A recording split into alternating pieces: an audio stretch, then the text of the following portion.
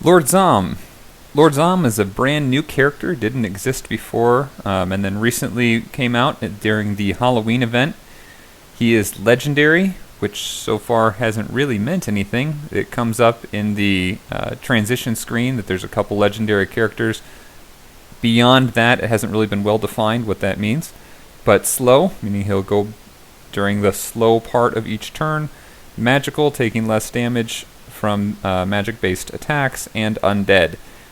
And there are a couple things that we'll go into on his traits and buffs and things like that related to that last one. We'll talk about that in a minute. So for now, he is only available in the heroic summon, and they say as an event, so it's very likely that they'll be bringing back an event, especially these characters that come up. I didn't see, I'd have to double check if he is still available in the heroic summon, or if they just wrote that during the event when he was available there.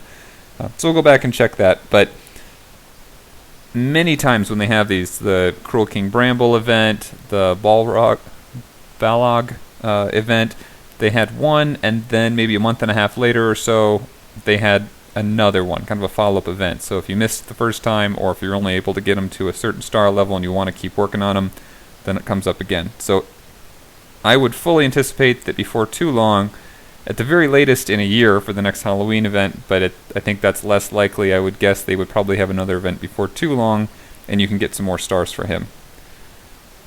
Let's look at his stats. One of the nice things with Lord Zomm is he's got a whole bunch of additional traits, and those continue and are increased as you ascend him. So the first one is slow. That's not particularly good, but a lot of times that's the trade-off you get with very powerful characters, and he is a very powerful character.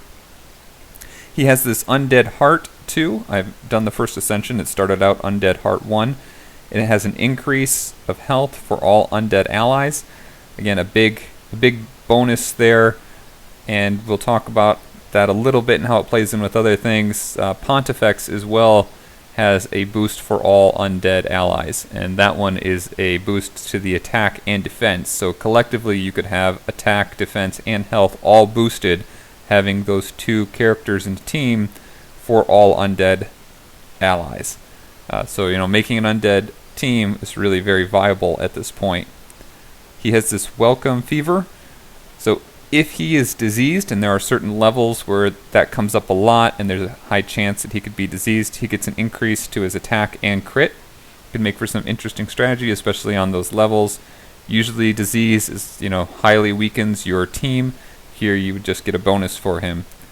And then lethargy too, so a chance to slow the target when dealing damage to a diseased enemy. So he can turn them from a normal or fast character into a slow turn character.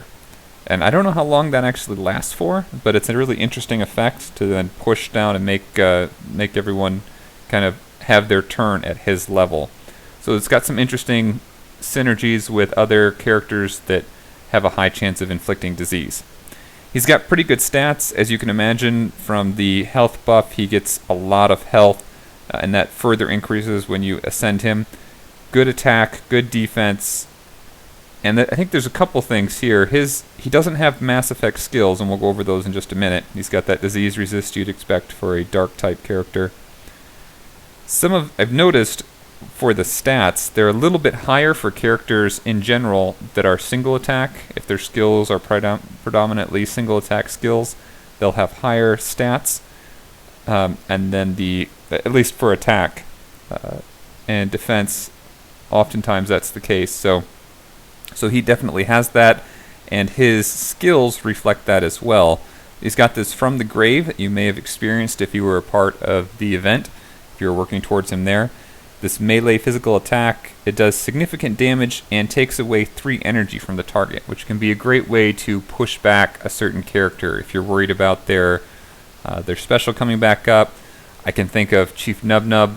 Periodically I'll get stuck in a PvP battle with Chief NubNub and 1 or 2 other characters, and if he's strong enough, he can just heal through it, and that regenerative heal, you'll have him almost killed, and then he'll heal up again, so you could push back something like that heal with this skill. So that would be a useful way, and then I think that would come up in quite a few other situations. He He also has this Septic Claw, just real quick, that has a 6-turn cooldown as well. Septic Claw with only a 4-turn cooldown. Again, even more damage with the chance to disease, and if he does that disease and attacks back from his this lethargy one, then he's going to push that character from whatever speed they are down to a slow speed. So it's a nice synergy he has on his own. If we look at the next Ascension, sometimes you'll see this for some of the characters where you'll see a skill they already have in their Ascension. What you see here is that disease could spread, so this is added on to Septic Claw. So this is the second version of Septic Claw, and it has that additional effect. So here there's no chance it's going to spread, but here there is a chance. 30% chance. It looks like that chance will grow as well as you level it up. Again, I don't quite have enough. I'm actually just missing one of these Dark Evo Monarch, but I've got a couple other characters that need those as well, so I'm not sure if I want to get him to the 3rd level when I've got some others I need to get to the 2nd level. But still, very close to being able to get him, and then I don't have a lot of competition at this point for these upper level Evos, this Ruined and Diamond. So those will, once I get enough of these Monarchs, I'll be able to get him to that 3rd Ascension level. So that's most of it. There is one more. He has Taste for Brains coming. That's a spirit attack. It's a ranged attack, and it heals for a certain percentage of the maximum health upon a killing blow. So he can, and it does one more thing I should mention. It takes away the corpse, so there's no way to resurrect that character. So if he's attacking and he does a killing blow with this Taste for Brains, very zombie-ish thing to do, he eats those brains, the body goes away, and he gets some health back from it. So it could be very powerful in a couple different situations. I can imagine, especially in PvP, potentially against some bosses if we get one with Resurrection. Right now we've got the Lich Lord that does resummoning, but I don't think that would count the same way. But in PvP, especially on the defending team, you can see that working really well. Lord Zomm, with those buffs that we've been talking about, and I guess we'll finish up, here's another, that same one, it continues to get increased. Each one of the Ascensions increases this by 5%. So it starts at 15, goes to 20, goes to 25 for all undead allies, and then you get a little buff here as well. The buffs are what I wanted to talk about here for a few minutes. I've gone against an entirely undead team, and they had these buffs. They had an enormous amount of health. I brought in Masuta Kira and Black Diamond. It's a light against dark characters, and Masuta Kira's got a ×3 now that I've got him ascended, ×3 damage against undead. But the health pool was so big on these characters, but by the time I got all of those attacks done, they still had 3/4 of their health left. So, and their skills ended up making short work of the rest of my team. So it was a very powerful team. I'm looking forward to trying them out once I get a few more of these Ascensions for a couple of the characters. Unfortunately, being of the same type, there's a lot of overlap in the Evos that they use, so it's hard to level up a team of all the same type like that.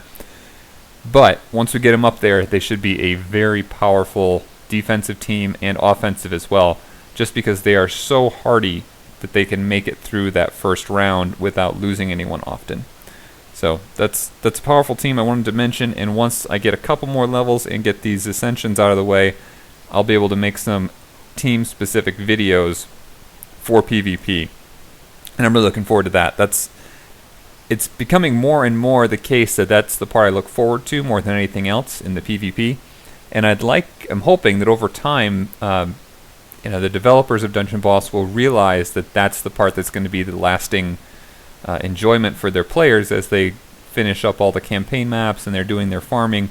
PvP is really the final part of the game that continues to go and be challenging. So hopefully they'll add more PvP aspects. I could imagine a number of things that they would be able to do to add maybe a whole new form of gameplay in PvP, or change things up so you can do it more than every 2 hours. Different aspects. Maybe stick with what they've got. I would suggest adding a whole nother type of PvP that they can bring on. Maybe something where they match the level, so you can go against people at different levels without having a huge mismatch there, and try out different teams. So hopefully they'll do that sort of thing in the future. Again, that is one of the most enjoyable parts for me at this point.